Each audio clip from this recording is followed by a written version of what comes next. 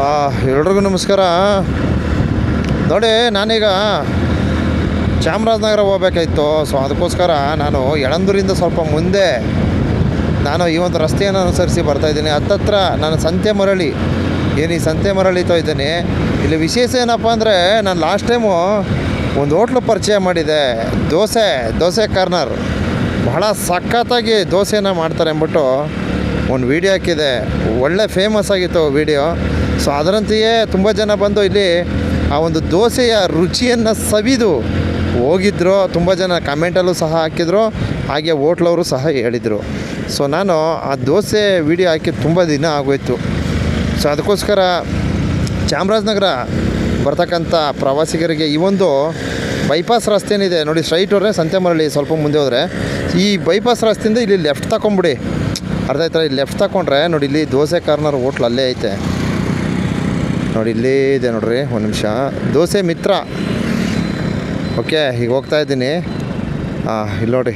Okay, ನೋಡಿದ್ರಾ? ಇಲ್ಲಿ ಬನ್ನಿ, ಒಂದು ಸಲ ದೋಸೆ ತಿಂದು ಹೋಗಿ. ತುಂಬ ಚೆನ್ನಾಗಿರ್ತದೆ, ರುಚಿಕರವಾಗಿರ್ತದೆ. ಸೊ ಅಣ್ಣವ್ರನ್ನ ಒಂದು ಸಲ ಮಾತಾಡಿಸ್ತೀನಿ. ಅಣ್ಣ ನಮಸ್ತೆ. ಸೊ ತಿಂಡಿ ಏನು ಮಾಡಿದ್ದಾರೆ ಅಂತ ನೋಡೋಣ.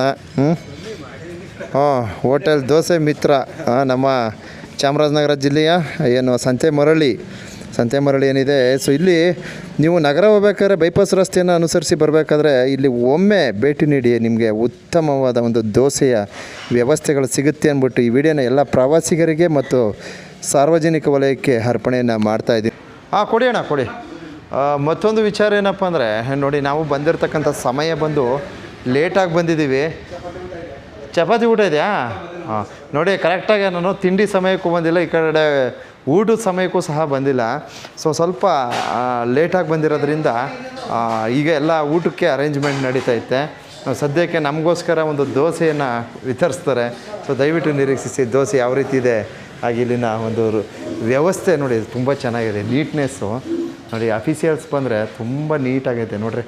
ಈ ಚೇರ್ಗಳು, ಈ ಟೇಬಲ್ಗಳು ಎಲ್ಲ ತುಂಬ ಚೆನ್ನಾಗಿದೆ. ಅಂದರೆ ಇದು ಊಟ ಮಧ್ಯಾಹ್ನ ಸಮಯ ಆದ್ದರಿಂದ ಊಟಕ್ಕೆ ಪ್ರಿಪೇರೆನ್ಸ್ ನಡೀತೈತೆ. ಸೊ ದಯವಿಟ್ಟು ನಿರೀಕ್ಷಿಸಿ.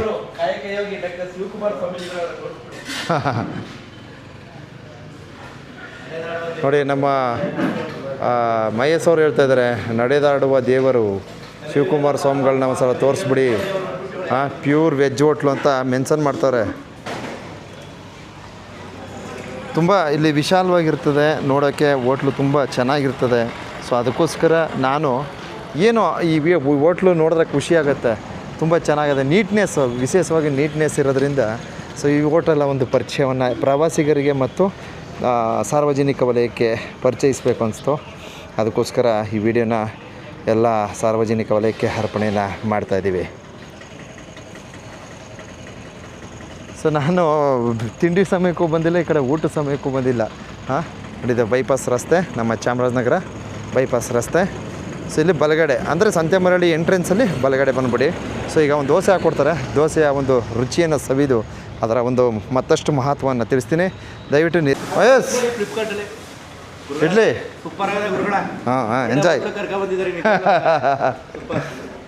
ಎಂಜಾಯ್. ದೋಸೆ ಬರುತ್ತೆ. ಇಡ್ಲಿ ತುಂಬ ಸ್ಮೂತಾಗಿದೆ, ತುಂಬ ಚೆನ್ನಾಗಿದೆ. ಸೊ ಲಾಸ್ಟ್ ಟೈಮ್ ಒಂದು ವೀಡಿಯೋ ಹಾಕಿದ್ವಿ.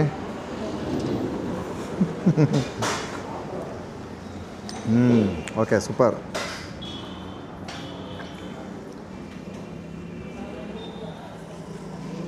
ನಮ್ಮ ಹಳ್ಳಿ ಪ್ರದೇಶಗಳಲ್ಲಿ ಊಟ ತಿಂಡಿಗಳು ಚೆನ್ನಾಗಿರ್ತದೆ.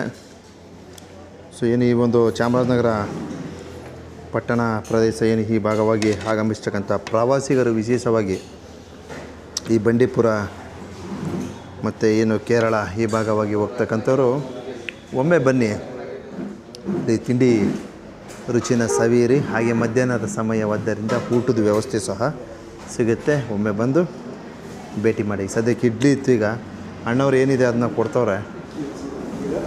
ದಯವಿಟ್ಟು ನಿರೀಕ್ಷಿಸಿ. ಮತ್ತೊಂದು ವಿಚಾರ ಏನಪ್ಪ ಅಂದರೆ, ಇವಾಗ ನೀರು ಸಾಮಾನ್ಯವಾಗಿ ನೀರೇನಾಗುತ್ತೆ ಆರೋಗ್ಯದ ಮೇಲೆ ದುಷ್ಪರಿಣಾಮ ಬೀರುತ್ತೆ. ಸೊ ಬಿಸಿ ನೀರಿನ ಒಂದು ವ್ಯವಸ್ಥೆಯು ಸಹ ಸಿಗುತ್ತೆ. ಬಿಸಿನೀರು ಕೊಟ್ಟವ್ರೆ. ಎಲ್ಲೇ ಹೋದ್ರೂ ಹೊಸದಾಗಿ ಹೊಸ ಸ್ಥಳಗಳಿಗೆ ಹೋಗ್ತಕ್ಕಂಥವ್ರು ಸ್ವಲ್ಪ ಬಿಸಿನೀರಿನ ಸೇವನೆಯನ್ನು ಮಾಡಿ ಅಂತ ಒಂದು ಸಂದೇಶನ ಹೇಳ್ತೀನಿ. ಓಕೆ, ದೋಸೆ ನೋಡಿ, ರಾಗಿ ದೋಸೆ ಭಾಳ ಚೆನ್ನಾಗಿರ್ತದೆ. ಲಾಸ್ಟ್ ಟೈಮು ಸಹ ನಾವು ರಾಗಿ ದೋಸೆಯನ್ನು ಟೇಸ್ಟ್ ಮಾಡಿದ್ವಿ, ತುಂಬ ಚೆನ್ನಾಗಿತ್ತು. ಸೊ ಹಾಗೆ ಅಣ್ಣವರು ದೋಸೆ ಕಾರ್ನರ್ ಅಂತ ಏನು ಹೆಸರಿಟ್ಟಿದ್ದಾರೆ ಅದರಂತೆಯೇ ಇನ್ನೂ ನಾನಾ ಥರ ದೋಸೆಗಳನ್ನು ಮಾಡ್ತಾರೆ. ಸೊ ನಮಗೋಸ್ಕರ ಇನ್ನೊಂದು ಥರ ದೋಸೆ ಹಾಕ್ತವ್ರೆ. ಹಾಕಿದ್ರಣ್ಣ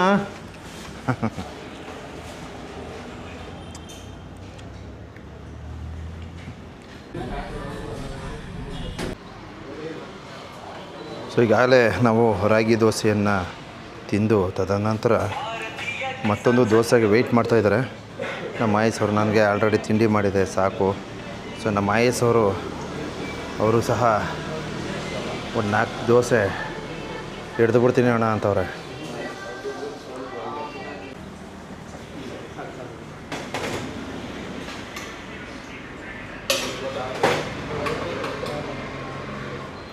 ಮಹೇಶ್ ಚೆನ್ನಾಗಿದೆಯಾ? ದೋಸೆಗೆ ಏನೋ ಆ್ಯಡ್ ಮಾಡೋರೆ ಅನ್ಸುತ್ತೆ, ಏನಿರ್ಬೋದು ಗೊತ್ತಾಯ್ತಿಲ್ಲ. ಸೀಕ್ರೆಟು.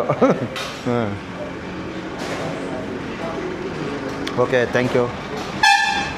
ಏನು ಈ ಒಂದು ದೋಸೆ ಕಾರ್ನರ್ ಏನಿದೆ, ಸೊ ಇಲ್ಲಿಗೆ ತಾವು ಸಹ ವಿಸಿಟ್ ಮಾಡಿ ಒಂದು ಸಲ ದೋಸೆ ತಿಂದು ತದನಂತರ ಒಂದು ಕಮೆಂಟಲ್ಲಿ ಮಾಹಿತಿಯನ್ನು ನೀಡಿ. ಒಂದು 4 ಜನಕ್ಕೆ ಒಳ್ಳೆಯದಲ್ಲಿ ಅಂದ್ಬಿಟ್ಟು ಈ ವಿಡಿಯೋನ ಅರ್ಪಣೆ ಮಾಡಿರ್ತೀವಿ. ಎಲ್ರಿಗೂ ಒಳ್ಳೆಯದಲ್ಲಿ.